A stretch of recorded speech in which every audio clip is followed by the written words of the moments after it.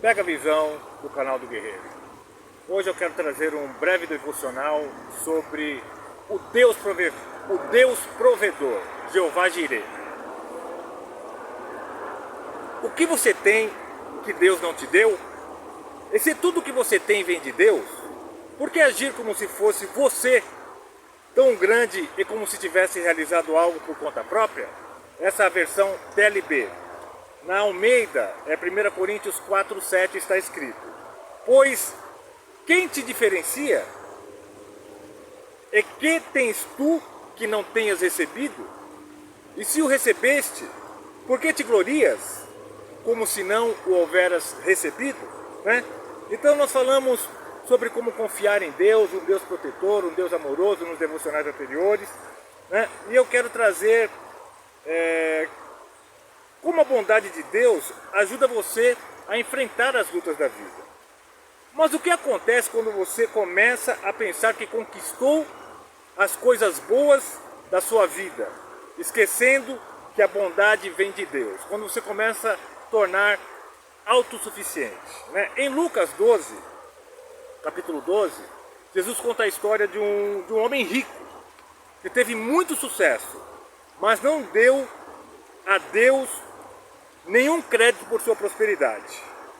Então Deus diz ao homem rico: seu tolo, você vai morrer esta noite.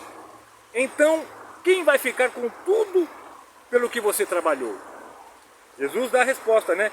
Jesus termina a história dizendo: sim, uma pessoa é tola por acumular riquezas terrenas, mas não ter um relacionamento rico com Deus. Presta bem atenção. A crítica não está no acúmulo da prosperidade. A crítica de Jesus está em não saber glorificar a Deus por tudo aquilo que ele faz, né? Em outra versão está escrito dessa maneira, Lucas 12, 20 e 21. Mas Deus lhe disse: insensato, esta noite te pedirão a tua alma, e o que tens preparado, para quem será? Assim é aquele que para si ajunta tesouros, e não é rico para com Deus, né? Então conta a história de um homem que acumulou muitas riquezas.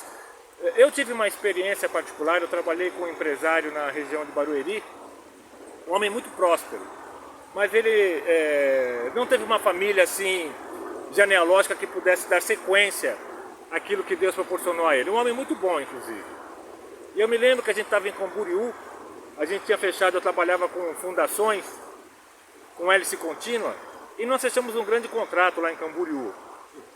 E nós estávamos à beira da praia. Eu gosto muito de conversar com as pessoas. Eu perguntei para ele, né, diante de tudo aquilo que Deus tinha proporcionado a ele, como que ele classificaria a vida dele hoje. E pasme, ele com lágrimas nos olhos, ele virou para mim e falou assim: olha, Eduardo, se eu pudesse ter trocado todo o esforço que eu tive para angariar tudo aquilo que eu tenho, para mais tempo com a minha família, mais tempo com os meus pais, construir uma genealogia, ele não teve filhos, eu trocaria tudo isso. E após essa viagem eu fui trabalhar em outra empresa, passou um período, e esse homem veio ser recolhido por Deus. Ele tinha um problema no coração e Deus acabou recolhendo ele no tempo dele. Mas me chamou muita atenção, né? Porque ele trocaria tudo aquilo que ele conquistou por mais tempo com a família, mais tempo viajando, porque eu gosto muito de viajar, e quem me acompanha sabe, nós fomos lá para Camboriú, e eu já falei para ele: não, vamos comer aqui, tem lugares fantásticos aí na região do sul, olha, vamos comer aqui, vamos passar ali, aqui tem um lugarzinho bom, aqui tem isso. E ele ficou admirado, assim, de coisas tão boas que Deus nos proporciona e passam desapercebidas. Mas ele reconhecia, não é o caso dessa ministração. Estou te dando um detalhe porque ele foi recolhido por Deus e deixou uma prosperidade tremenda para outras pessoas, que nem da genealogia dele era. Enfim, esse é um aviso sombrio para aqueles que colocam o coração na prosperidade e não da prosperidade que vem de Deus. A ingratidão orgulhosa é o pecado que fez com que Satanás fosse expulso do céu. é a fonte de todos os pecados. O pastor James sempre fala, então o orgulho e a incredulidade é terrível, é terrível. Então quando você deixa de ser grato e fica incrédulo às coisas que Deus faz, é queda, irmão, é queda. Você se mete em problemas. Olha o que diz em Romanos 1:21. Porquanto, tendo conhecido a Deus, contudo não glorificaram como Deus, nem lhe deram graça.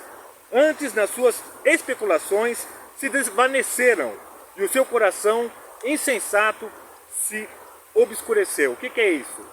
Deus fez as coisas, começou de deixar de dar glória a Deus e trouxe, não fui eu que fiz, o eu, sabe aquela passagem em que tem um fariseu e um pecador, que ele olha para o pecador e vira, olha, eu dizimo, eu faço isso, eu faço aquilo, e o pecador não conseguia nem falar, murmurava, ai Senhor, me perdoa que eu sou um pecador. Quem saiu justificado?